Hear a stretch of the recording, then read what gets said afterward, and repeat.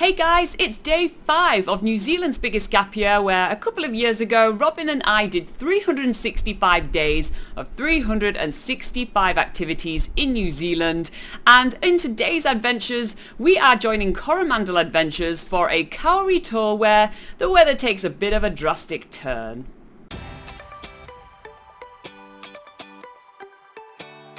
You may have remembered a couple of days ago we got some new silicone to put on our roof because our camper van roof has been leaking, which is very problematic at this time of year where it seems to be raining an awful lot.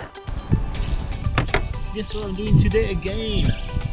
Repairing the camper van. We do find out later that actually it has worked very well, so one more problem on the camper van that is sorted. So this sort of tour is actually really cool to get to some more like hidden places, taking this really cool sort of forest drive, to which Sani tells us more about, which is apparently this forest has regrown over the span of 100 years, which is amazing considering how like dense this forest was and how many different species there were. From the time we've been picked up, which was bright and sunny, to the time we arrived to the rainforest, which was about 20 minutes away from there, the sky became dark, like super dark. As soon as we open the van door, we start to hear thunder rumbling through the surrounding hills. The first 2 seconds of the walk goes good, and then all of a sudden, oh my god, the heavens open and it feels like someone's pouring a bucket of water over our heads. It is that heavy, but luckily Sani has packed a few umbrellas.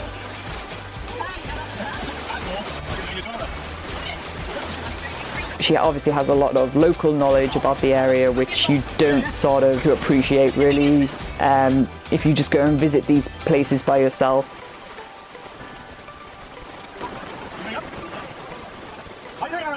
Sani shows us a few things on the way, and we get to the kauri tree, and we can't even lift our umbrella up to see the extent of how high this thing grows. Like the kauri can reach to it's about 30 meters until they start having their first branches. That's how tall they get, and then they can reach up to like twice as high after that.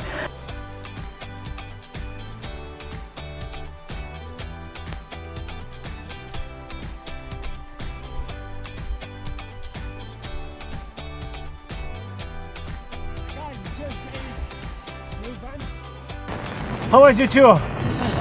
Amazing. I've never seen rain before, so... New Zealand is 4 seasons in one day, and it's not a joke. This is our 5th year of running Coromandel Adventures. Yeah. We've only cancelled this tour twice in 5 years, and God. only 3 times has anyone got wet. But you guys have got the record. And Sani's like, yeah, you know what, I can tell you the rest of this Kauri story back at a cafe back in Coromandel town over a hot chocolate, and it would all be much more pleasant because it'll be warmer. I love when things go wrong, because that's when, yeah, that's what creates memory, you know, like when things are a little bit crazy or just, you know, didn't happen as planned. That's the fun part of traveling. We just finished a really wet hike, and that got us completely soaked. Laura put the hairdryer, which is now all melted, inside the hiking shoe, making my sole go from that to this. Can you spot the difference? Long story short, I burnt Robin's shoes. I was a bit of an idiot.